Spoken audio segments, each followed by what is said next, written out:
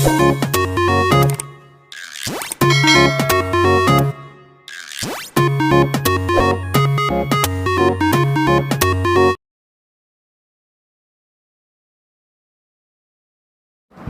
number 6. A circular park of radius 20 meter is situated in a colony. ठीक है, कोई colony है और कौन सी एक्सरसाइज कर रहे हैं हम 10.4 exercise number 10.4 chapter is circle. एक कोई कॉलोनी है जिसमें एक पार्क है। पार्क कैसा है? सर्कुलर। कैसा है? सर्कुलर। और सर्कुलर है मैंने सर्कल के आकार का है और उसकी रेडियस कितनी है? 20 मीटर। उसकी रेडियस उसकी 20 मीटर। 20 मीटर रेडियस का एक सर्कुलर पार्क है। ठीक है, अब ये क्या कह रहा है? Is situated in a colony 3 boys Ankur, Saeed and David. 3 लड़के हैं, Ankur, Saeed and David are sitting at equal distance on boundary. ये बराबर दूरी पर बैठे हैं, बाउंड्री से बराबर दूरी पर। क्या नाम है? अंकुर, सईद और डेविड। ये बराबर डिस्टेंस से बैठे, मैंने जितनी ये साइड है उतनी ही ये साइड है और उतनी ही ये साइड। तो ये कैसा ट्रायंगल होगा? इक्विलेटरल। कैसा ट्रायंगल बनेगा? इक्विलेटरल। अब क्या कह रहा है ये? ठीक है, और इनके हाथ में एक टॉय टेलीफोन है, जैसे वो बनाने लेते थे ढक्कन वक्कन बांध के, डोरी बांध के, टॉय वाला टेलीफोन। ठीक है, तो सबके हाथ में एक टॉय वाला टेलीफोन है जो ईच अदर एक दूसरे ने पकड़ा। Find the length of the string of each phone. तो आपको ये निकालना है, साइड ऑफ द ट्रायंगल निकालना है, मतलब कि जो टॉय टेलीफोन है इसकी जो ये धागा है इसकी लंबाई कितनी है। ठीक है, तो कुल मिला के आपको क्या निकालना है? Side of a triangle, side of this triangle. अब इस सर्कल का कहीं सेंटर होगा कि नहीं होगा? सेंटर होगा। और इसकी रेडियस कितनी थी? 20 मीटर। तो सेंटर से जो ये सर्कमफ्रेंस तक लाइन जाएगी ये 20 होगी, ये भी 20 होगी और ये भी क्या होगी? 20 होगी या नहीं होगी? ठीक है, देखो जो ये इसमें आपको एक बात याद रखनी है, ये एक स्पेशल टाइप का ट्रायंगल है, यानी इक्विलेटरल ट्रायंगल। इक्विलेटरल ट्रायंगल में ये जो इसका सेंटर होता है ना सर्कल के अंदर, अगर एक इक्विलेटरल ट्रायंगल खींच दें जो कि सेंटर के तीनों साइड से बाउंड्री को टच कर रहा है, तो ये जो सेंटर होता है, ये जो सेंटर होता है, ये इस लाइन को 2:1 में डिवाइड, कितने में डिवाइड करते हैं? ठीक है, 2:1 में डिवाइड करते हैं। बात समझ आ गई आपको? सर्कल ये स्पेसिफिक सब सारे ट्रायंगल के लिए नहीं होता, ये किसके लिए होता है? सिर्फ इक्विलेटरल ट्रायंगल के लिए। अगर वो सर्कमस्क्राइब किससे है? सर्कल से है, और सर्कल के तीनों कॉर्नर को टच कर रहा है, तीनों कॉर्नर से सर्कल की बाउंड्री को टच कर रहा है, तो तब इसका जो सेंटर होता है ये इस लाइन को, जहाँ पर ये तीनों साइड मिल रही है, जहाँ पर ये तीनों रेडियस मिल रही है, तो इसका सेंटर इसको 2:1 में डिवाइड करते हैं। तो इसकी पूरी लंबाई तो तुम्हें नहीं पता है, पूरी लंबाई पता है? नहीं पता है। ठीक है, तो ये 2 हिस्सों में डिवाइड है, जैसे जो मैं सीधे प्रूफ से ही बता देती हूँ। ठीक है, आप बाकी चीज़ें लिख लेंगे ना? Yes ma'am. प्रूफ में जो AD है ना पूरा, वो 2 चीज़ों से मिलकर पॉइंट बना है, AO से प्लस OD से, AO से प्लस OD। ठीक है, तो जो AO है वो देखो, अगर ये 2 है, रेशो अगर इसका 2 है और इसका 1 है, तो पूरा पार्ट कितना हो गया? 2 + 1 यानी 3।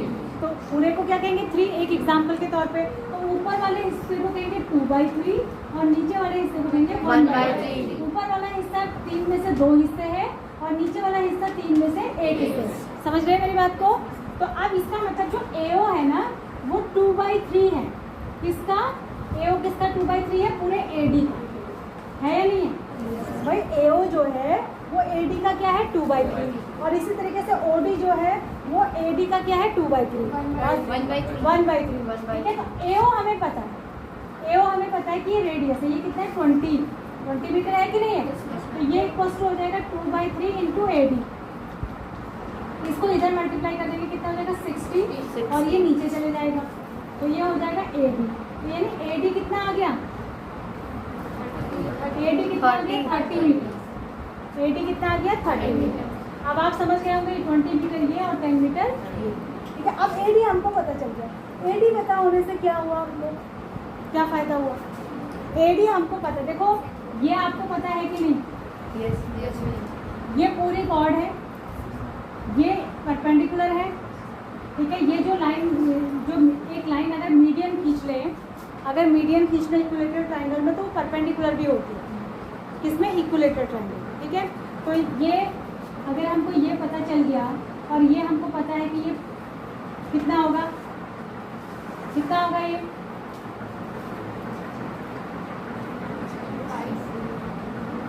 कितना होगा, अरे भैया अगर ये x है, ये भी x है, ये भी x है, तो ये x/2 होगा कि नहीं? yes, आधा होगा कि नहीं? ये तो थ्योरम है ना कि ये लाइन जो है कॉर्ड को क्या करती है, बाइसेक्ट करती है, ठीक है। तो अब हमें निकालना क्या है, ये निकालना क्या है, ये कौन सी थ्योरम लगा देंगे, कौन सी थ्योरम लगा देंगे, पाइथागोरस। कौन सी थ्योरम लगा देंगे, पाइथागोरस थ्योरम से क्या हो जाएगा, हाइपोटेनियस का square is equals to base का स्क्वायर प्लस परपेंडिकुलर का स्क्वायर, जो हम निकाल चुके है ना। तो ये हो जाएगा एक्स स्क्वायर, और इसको भी, इसको हम लिखेंगे x square upon 4 equal to 30 का स्क्वायर कितना होता है, 900। इसका हम इधर ले आएंगे तो ये हो जाएगा x square minus x square by 4, इसके नीचे 1 मान के एलसीएम ले लेंगे, कितना हो जाएगा, कितना हो जाएगा, 4x square minus x square upon 4 equals to 900।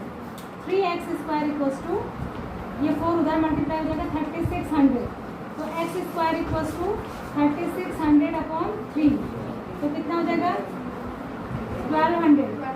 तो x की वैल्यू कितनी हो जाएगी, √1200। x की वैल्यू कितनी हो जाएगी, देखो x की वैल्यू निकालनी है, ये हो जाएगी √1200, और 1200 को आप तोड़ लेंगे थोड़ा सा, क्या लिखेंगे इसको, 12 इंटू 100 का तो बाहर क्या आ जाएगा 10, अंदर बचेगा √12। फिर से 12 को आप क्या लिख सकते हैं, 4 इंटू 3 लिख सकते हैं, नहीं 4 का फिर से 2 बाहर आ जाएगा तो 20, अंदर बचेगा √2। तो x की वैल्यू कितनी आ गई, 20√3, ठीक है। तो यानी कि इसकी हर साइड कितनी होगी, 20√3। ये इसको करने का ढंग कर लेंगे ना।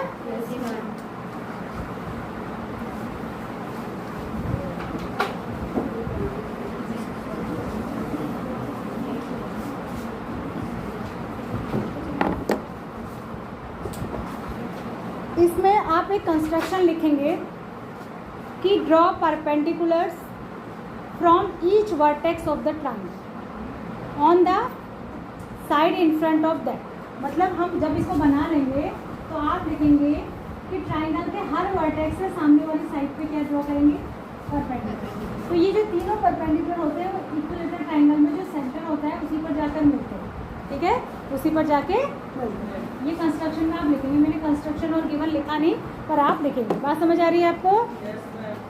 तो ये थी आपकी एक्सरसाइज नंबर 10.4। अब आपकी बहुत इंपॉर्टेंट वाली थ्योरम है, थ्योरम नंबर 10.8। थ्योरम नंबर 10.8 समझाने से पहले मैं आपको कुछ बातें समझाती हूँ जिससे रिलेटेड क्वेश्चन आपके 10.5 वाली एक्सरसाइज में है, ठीक है। 2 बातें हैं, देखो। नंबर 1, अभी हम थ्योरम में भी प्रूव करेंगे कि आया कहाँ से। नंबर 1, अगर एक सर्कल हम ले लें, क्या ले लें, सर्कल ले लें, क्या ले लें, सर्कल ले लें, और उसका एक सेंटर ले लें, सेंटर होगा कहीं, और एक कॉर्ड ले लें, क्या ले लें, कॉर्ड ले लें। इस कॉर्ड का नाम है AB रख देते। ये कॉर्ड अगर सेंटर पे एक एंगल बनाती है, या ऐसा भी कह सकते हैं कि ये कॉर्ड एंगल बना रही है, और ऐसा भी कह सकते हैं ये आर्क जो है AB वाला आर्क, ये आर्क सेंटर पे एक एंगल बना रहा है, ठीक है। अब इसी आर्क से अगर मैं सरकमफ्रेंस पे भी एक एंगल बनाऊँ, आर्क सेम रहे, मतलब नीचे पैर वहीं पे रहे जहाँ पर है, और इसी आर्क से मैंने एक सरकमफ्रेंस पे भी एक एंगल बना दिया, तो ये वाला एंगल हमेशा इस एंगल का डबल होगा। अगर ये x है तो ये कितना होगा, 2x। तो इन दोनों में से अगर कोई भी हमको दिया हो, अगर ये दिया हो और आपसे ये पूछा जाए तो आप डबल कर देंगे, अगर ये दिया हो और आपसे ये पूछा जाए तो आप आधा कर देंगे। सेम चीज़, अगर इसी से एक और भी सरकमफ्रेंस पे बना हो तो ये और ये बराबर ही होंगे भाई, क्योंकि ये भी इसका आधा होगा और ये भी इसका आधा है, तो ये दोनों बराबर है। तो एक ही आर्क से सरकमफ्रेंस पे जितने भी एंगल बनाए जाते हैं वो सब क्या होते हैं, इक्वल होते हैं। और एक ही आर्क से सरकमफ्रेंस पे बना हुआ एंगल सेंटर पे बने हुए एंगल का आधा होता है, या इसका उल्टा भी बोल सकते हैं कि सेंटर पे बना हुआ एंगल सर्कमफ्रेंस पे बने हुए एंगल का डबल है। बात समझ आ रही है? तो यही थ्योरम हमको प्रूव करनी है, थ्योरम नंबर 10.8। थ्योरम नंबर 10.8 यही है, ठीक है। थ्योरम नंबर 10.8 क्या कह रही है, पहले मैं इसका फिगर बना देती हूँ, उसके बाद में इसको आपको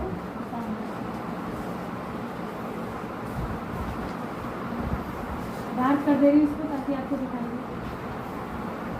ये आपका सर्कल है, ठीक है, ये इसका सेंटर है। क्या है? सेंटर। बाहर मत देखो, यहाँ देखो, ठीक है। इस तरीके से बना हुआ है, सेंटर से ये जॉइन किया है ऐसे, ठीक है। और एक यहाँ से डॉटेड लाइन से ड्रॉ कर दी है, इसका नाम है P A Q O B। और ये क्या है? डार्क कर देते हैं, बी है, ये क्या है? बी, ठीक है। अब ये कह रहा है इसका स्टेटमेंट क्या है, पहले स्टेटमेंट सुनिए ध्यान से। The angle subtended by an arc, arc कौन सा माना जाएगा? P Q. आर कौन सा माना जाएगा? P Q.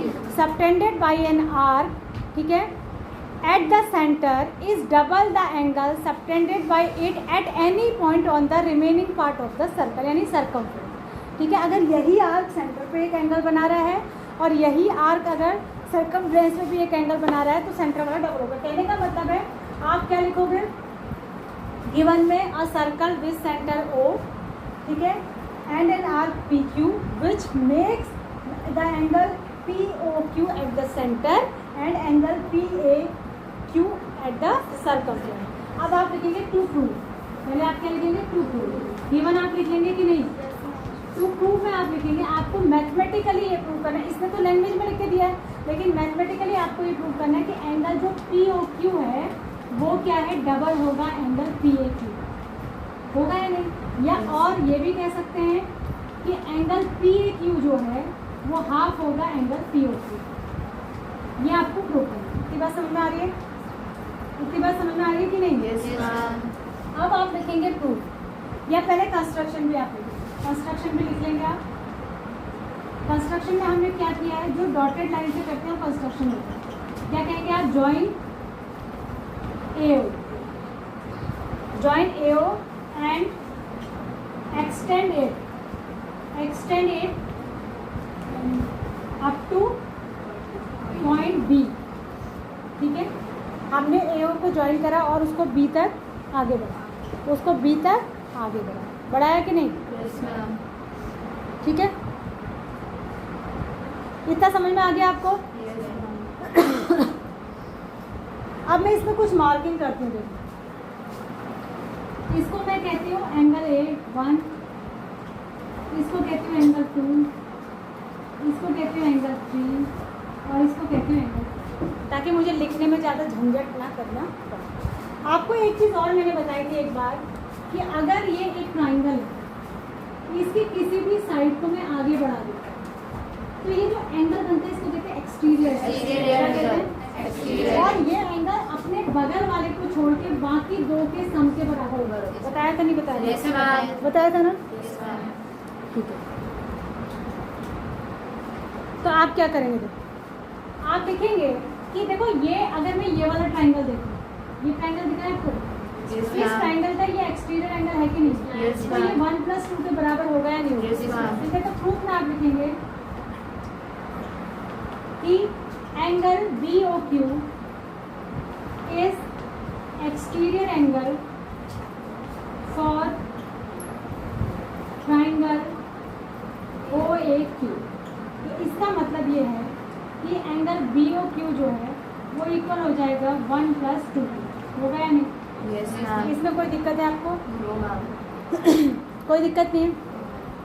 अब आप आ जाइए यहाँ फिगर में देखिए, अब आप देखेंगे ट्राइंगल OAQ को, OAQ को देखिए, OAQ को देख रहे हैं? yes, ma'am. इसमें ये साइड भी रेडियस है और ये साइड भी रेडियस yes, है या नहीं है? तो जब ये भी रेडियस है और ये भी रेडियस है तो एंगल 1 और एंगल 2 बराबर होंगे। yes, ma'am. ठीक है, तो हम देखेंगे बट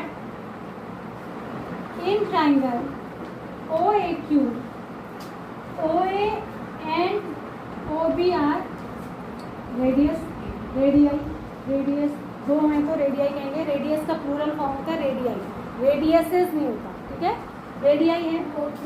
तो इसका ओ क्यू, तो इसका मतलब क्या हो जाएगा, O A equals to O Q, और जब O A equals to O Q हो जाएगा तो इसका मतलब क्या हो जाएगा, angle 1 equals to angle 1 equals to angle 2, ठीक है,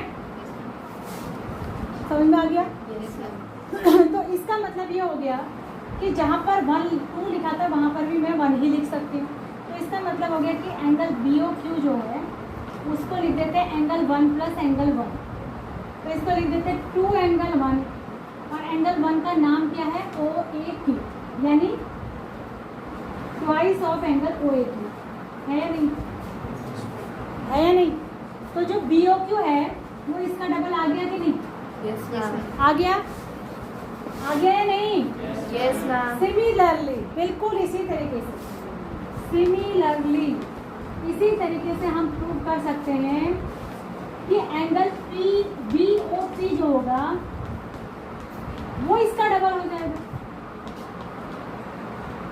या angle B O P is equal to twice of, इसका नाम ही लिख देते हैं ओ ए पी।